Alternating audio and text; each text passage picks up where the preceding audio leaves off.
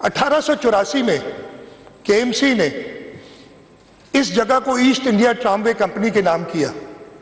99 साल की लीज दी, फिर वो लीज टर्म खत्म हुई, चेंज होती रही। फाइनली अजीब ही जो कागजात जो मुझे मिले, हो सकता है इनमें गलती होगी तो बता देंगे, मैं तो हाउस को वही इंफॉर्म कर रहा हूं जो इंफॉर्मेशन मेरे पास है अभी तक। 79 के अंदर, उस वक्त केबीसीए थी, 18वीं तरमीम नहीं थी, केबीसीए हुआ करती थी 79 में। केबीसीए को एक दरखास्त आती है इस जगह पे बिल्डिंग बनाने की, और एक कंपनी जेनेका के नाम से, उसके जो लोग थे उन्होंने ये बिल्डिंग प्रॉबेबली खरीदी होगी ना। और मजे की बात यह है कि वो जो सेल डीड है वो 83 की, जो केएमसी ने अप्रूव की है। केएमसी में 83 में कौन था वो देख लें। 79 में, यानी वही कंपनी सेल जमीन खरीदने से पहले सबमिट करती है प्लान्स, अपने बिल्डिंग प्लान्स, और 83 में वो सेल डीड होती है। केबीसीए ने वो प्रोसेस की, उसको इजाजत दी, और 80 की दिहाई में ये बिल्डिंग बनना शुरू हुई, और ये बिल्डिंग 80 की दिहाई में ओरिजिनल शेप में जो उस वक्त थी कंप्लीट हुई। मैंने थोड़ी देर पहले बताया था आपको कि 1884 में ये 99 साल की लीज पे दी गई थी। 83 में इसके 99 साल पूरे हो गए, लीज रिन्यू नहीं हुई। कागजात ये बताते अभी उस वक्त लीज रिन्यू नहीं हुई, और इस लीज को 1991 में, मेरे पास म्यूटेशन मौजूद है, 1991 में इस लीज को रिन्यू किया गया। 8 साल बाद, बिल्डिंग बनने के बाद, बिल्डिंग बन चुकी थी।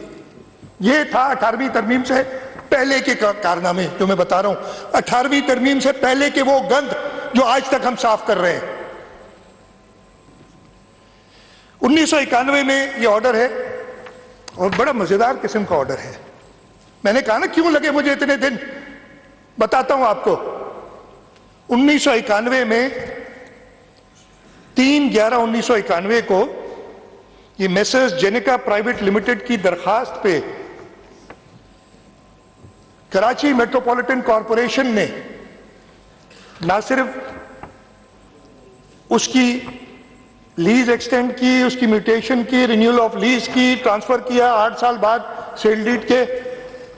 और नॉर्मली मेयर साहब से, किसी को पता नहीं, मेयर साहब से मैंने पूछा कि यार ये ऐसा होता है कि, उन्होंने कहा नहीं जी, मैंने तो आज तक कोई लीज खुद अप्रूव नहीं की। इस वक्त जो मेयर है इस पे लिखा है इन परसुएंस, जो भी है आगे नहीं पड़ता, इन pursuance of the decision taken by mayor Karachi on 28/9/1991। कौन था मेयर कराची 28/9/1991, जिसने ये 18वीं तरमीम से पहले मेयर ने ये लीज की। पहले नेमुतुल्लाह थे, फिर फारूक सत्तार थे, आगे भी बताता हूं, आगे भी आएंगे नाम। सुनिए, अभी मुर्तजा वहाब है। यार अब अजीब नाम सबको पता है, फिर भी ये नाम ले लेता हूं भाई।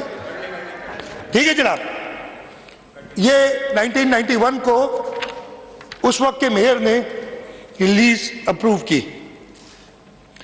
मजे की बात, उस वक्त जो पहले 79 में केबीसीए ने अप्रूव किया था, उस वक्त इसमें ग्राउंड और बेसमेंट ग्राउंड और 2 फ्लोर थे। जब ये 1979 की अप्रूव हुई थी, 1998 में इन्होंने दोबारा एक दरखास्त दी। 1998 के अंदर केबीसीए को 18वीं तरमीम अभी नहीं आई थी, या 18वीं तरमीम से पहले का गंद है जो जिसका मैं जिक्र कर रहा हूं, और कहा कि जी छत जो 2nd फ्लोर से ऊपर पार्किंग थी उसको 1 फ्लोर और दे दे हमें, और हम 3रे फ्लोर की छत पे अब गाड़ियां खड़ी करेंगे। उसके अलावा और भी इरेगुलरिटीज जो की हुई थी ये उनको मिली, उन्होंने इजाजत ली, फिर 2001 में एक ऑर्डिनेंस आता है, और कई इन्होंने इरेगुलरिटीज की होंगी। 2001 में ऑर्डिनेंस आता है, 2008 में 18वीं तरमीम नहीं थी, 2001 में पीपल्स पार्टी नहीं थी। 2001 में एक ऑर्डिनेंस आता है कि अपने बिल्डिंगों में जो इरेगुलरिटीज हैं उनको आप रेगुलराइज कर दें। उसके तहत यही जिनेका वाले, उन्होंने अपने दुकानों की तादाद बढ़ाई, बेसमेंट में और दुकानें लगाई, और उसको 2003 में रेगुलराइज करते हैं। उस वक्त के मेयर, नाम सबको पता है, मैं नहीं लेना चाहता, वो जो है उन्होंने अप्रूव किया इसको।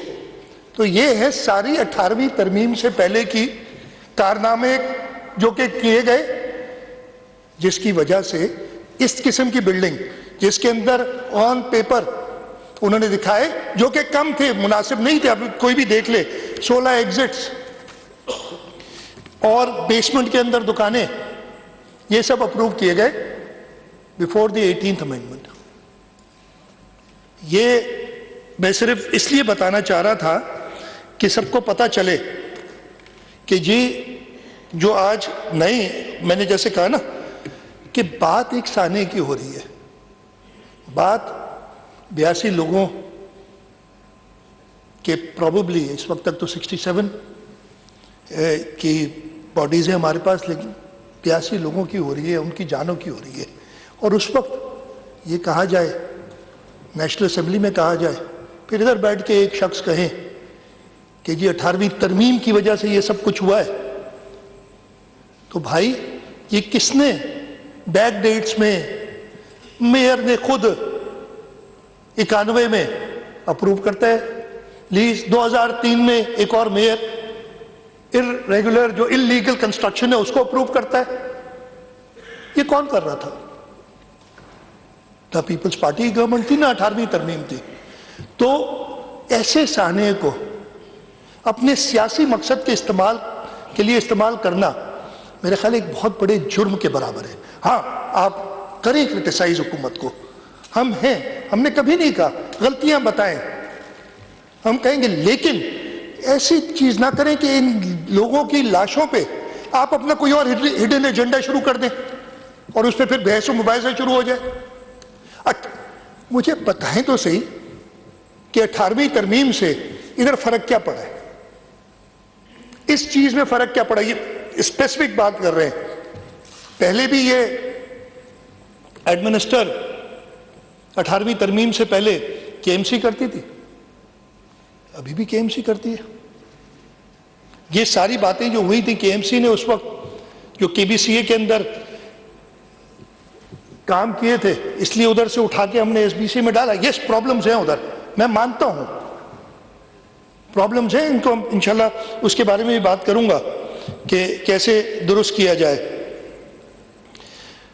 मैंने पहले दिन ही, यानी सैटरडे रात को ये वाकया हुआ, मंडे को एक मीटिंग बुलाई थी, एक कमेटी बना ली थी, और उस कमेटी को मैंने कहा कि इन्वेस्टिगेट करें। वो इन्वेस्टिगेशन इनिशियल रिपोर्ट आई है, उसमें काफ़ी चीज़ें, मैं वो डिटेल इधर नहीं बताना चाहूँगा अभी, इसलिए कि एफआईआर होनी है, उसकी बेसिस पे एफआईआर होगी। जो भी इसके लिए रिस्पॉन्सिबल है उसको सज़ा मिलेगी, और जहाँ पे भी हुकूमती इदारों की गफलत है उनको भी सज़ा मिलेगी। कोई अपनी सज़ा से नहीं बचेगा, इंक्लूडिंग मी, अगर मेरी कोई गफलत है आइडेंटिफाई होती है। तो ये चीज समझना, ऐसे साने को के इमीडिएटली क्यों नहीं कर दिया, उसी वक्त क्यों नहीं आ गए जो उसी वक्त आए।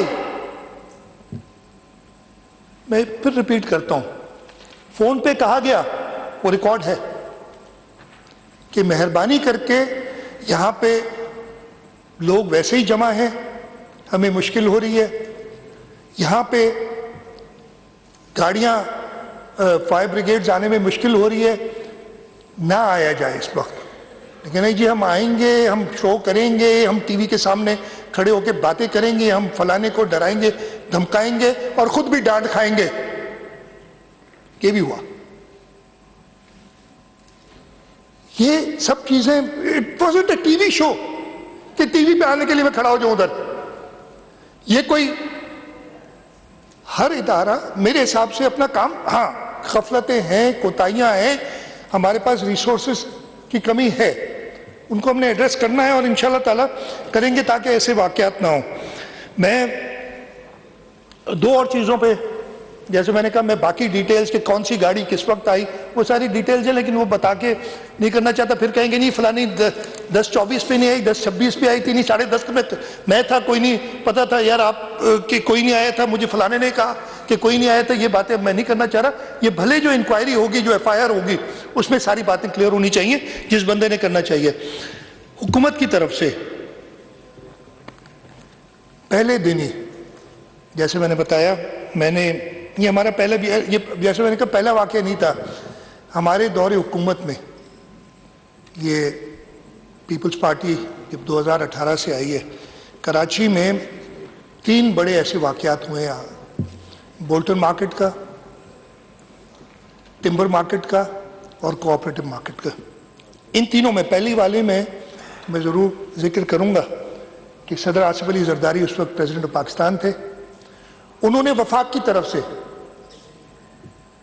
दी थी मदद सिंध हुकूमत को। कायम अली शाह साहब चीफ मिनिस्टर थे और कायम अली शाह साहब ने बैठ के चेंबर वालों के साथ एक कमेटी बनवाई और जो लोग जिनका नुकसान हुआ था उनको उस नुकसान का इजाला करके दिया था। और वो सब अल्लाह का शुक्र है, अगेन नुकसान जो उस वक्त ज़िंदगी एक ट्रॉमा से गुजरता है आदमी, उसका तो कोई नहीं हल हो सकता, लेकिन वो सब अपने वहाँ पे खड़े और इतनी शफाफी से हुआ, इतनी ट्रांसपेरेंट तरीके से हुआ कि जितने पैसे वफाक ने दिए थे उसमें से तकरीबन 330 मिलियन 33 करोड़ बच गए और वो हमारे अकाउंट्स में पड़े रहे।